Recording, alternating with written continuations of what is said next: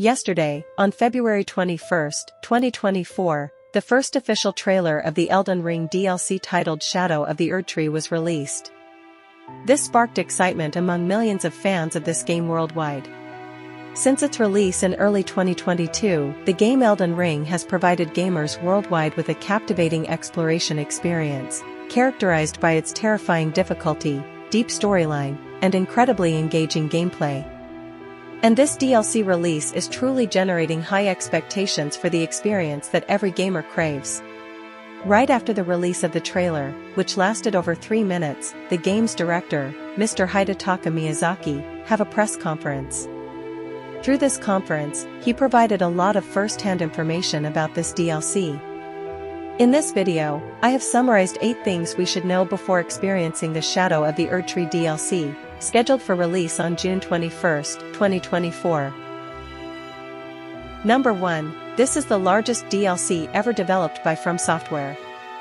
The map of the Shadowland region is larger than the Limgrave region map that players experienced in the base game.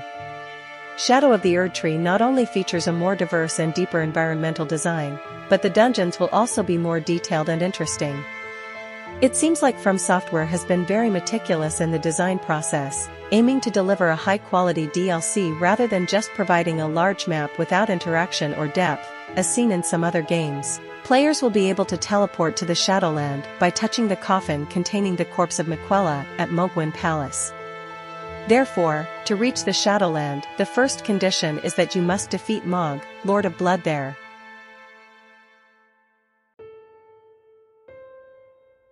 Number 2. According to Mr. Hidetaka Miyazaki, the events of the Shadow of the Erdtree DLC do not take place in the past or future of the Land Between, but rather in the present of the timeline. All events in the DLC will unfold parallel to the timeline of the base game. However, the storyline of the DLC and the base game will differ, and the events surrounding them will not impact each other. This implies that the game's ending will not bring anything new or change from the base game.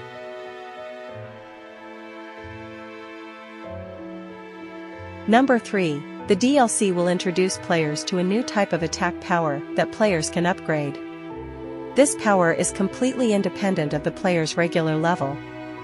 Therefore, even if players have reached the maximum level before or unlocked and learned powerful skills from the base game, when transitioning to Shadow of the Erdtree, players may still need to explore and upgrade this attack power feature in order to conquer the experiences and challenges that the DLC brings.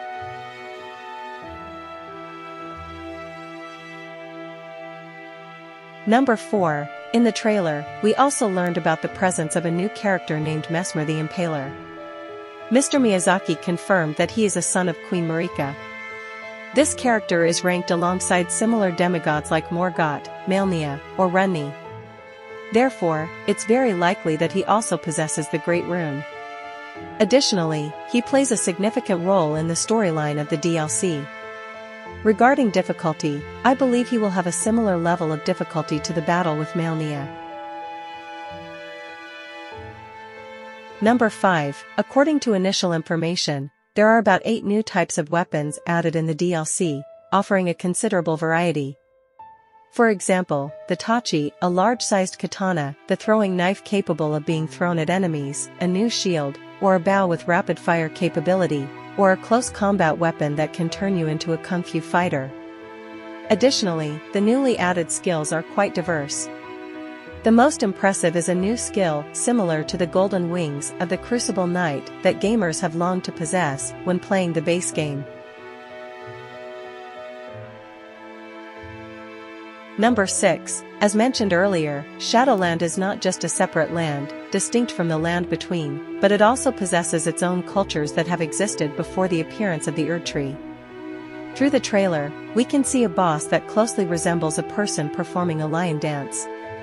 Or another character with the lower half as a human and the upper half wearing a hood with the appearance of a growling bear, representing a unique culture never seen in the base game. Additionally, the veil covering the deity tree in the DLC and the Most Sky imply that the Shadowland is a hidden world. Number 7. In addition to the richly designed environments and unique cultures, as well as the new weapons, the DLC also brings us quite a few new bosses, mini-bosses, and unfamiliar types of monsters. For example, the lion dance boss mentioned earlier, or the boss Mesmer the Impaler, alongside whom there are also other impressive bosses such as a knight riding a horse wielding a sword with purple lightning, likely representing gravity magic. There's also a giant porcupine-haired hippo or a skeleton riding a horse very similar to Radon but in a skeletal form. Number 8. It's very likely that this will be the first and last DLC, concluding the story that Elden Ring has told. At the moment, From Software doesn't plan to develop further DLCs for Elden Ring. But that doesn't mean the story of the Elden Ring world will end completely here. Mr. Miyazaki himself subtly hinted that Elden Ring is not complete, and anything is still possible. Anyway, my biggest question right now is, what is Miquella doing here, in this mysterious and dangerous land of Shadowland? Is he fleeing from something? Or is he trying to heal the deity tree of this land? Personally, I believe he or one of his avatars may be the final boss of the DLC. The definite answer will surely not be available until after June 21st.